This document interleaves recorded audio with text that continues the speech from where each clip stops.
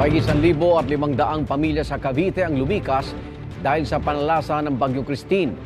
Nasa Kawit, Cavite pa rin at may unang balita live si Jomer Apresto. Jomer.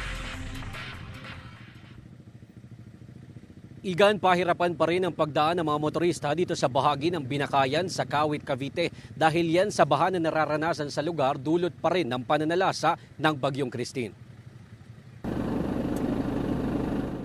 Nabalot ng dilim ang bahaging ito ng Tirona Highway sa Kawit, Cavite. Ayon sa mga residente, mula alas 9 pa kagabi nang mawalan ng supply ng kuryente ang lugar dahil sa patuloy na hagupit ng bagyo. Nandito ako sa bahagi ng Tirona Highway sa Kawit, Cavite. Ito yung dadaanan mo kung pupunta ka ng Noveleta at Rosario, Cavite. Hinarang na kami ng mga rescue team dito dahil ang sinasabi ay mataas pa ang tubig baha sa bandang dulo kaya hindi pa rin pwedeng daanan ito ng anumang uri ng sasakyan. Ang motorcycle rider na si Jeffrey, alas 11 pa kagabi nang ma-stranded sa lugar. Galing pa raw siya ng Maynila at pauwi sana ng Rosario. Bukod sa baha, problema niya rin ang kanyang motorsiklo na tumirik sa Bacoor kaya kinailangan niya itong itulak hanggang sa Kawit. Kakakain ko lang po, papuntang Rosario. Malayo po yun. Ano po yun, bali, nabileta pa tapos po Rosario po sunod.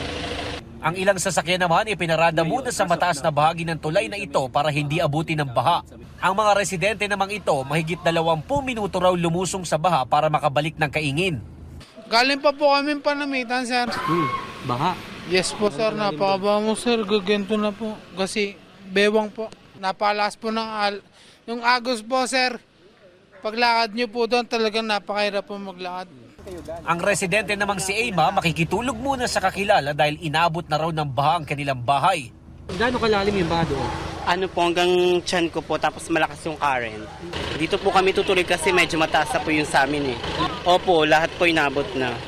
Ayon sa Cavite Provincial Disaster Risk Reduction and Management Office, umabot na sa mahigit 1,500 pamilya ang inilikas mula sa buong lalawigan dahil sa bagyo. Pinakamarami raw dito ay mula sa Cavite City na aabot sa mahigit 500 pamilya at sa Ternate na aabot sa mahigit 300 pamilya. Ang bayan naman ng Noveleta hindi pa umano nakakapagpasa ng report dahil sa nagpapatuloy na rescue operation doon. Patuloy naman daw na inaalam ng Cavite PDRRMO kung ano-anong mga lugar ang wala pang supply ng tubig at kuryente hanggang sa ngayon. Gayun din ang mga lugar na matataas pa ang tubig baha.